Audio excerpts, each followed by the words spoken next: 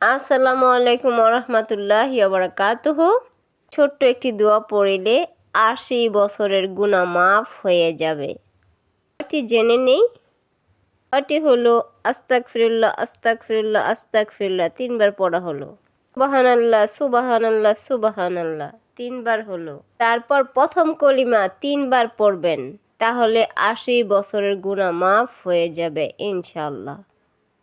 তো ভিডিওটা ভালো লাগলে প্রচুর পরিমাণে শেয়ার করে দিন, এতে অসংখ্য মানুষ আমলটি করতে পারবে, জানতে পারবে এবং শিখতে পারবে। আপনার অসংখ্য অসংখ্য সওয়াব হবে। তো সবাই ভালো থাকুন, সুস্থ থাকুন। আল্লাহ হাফেজ।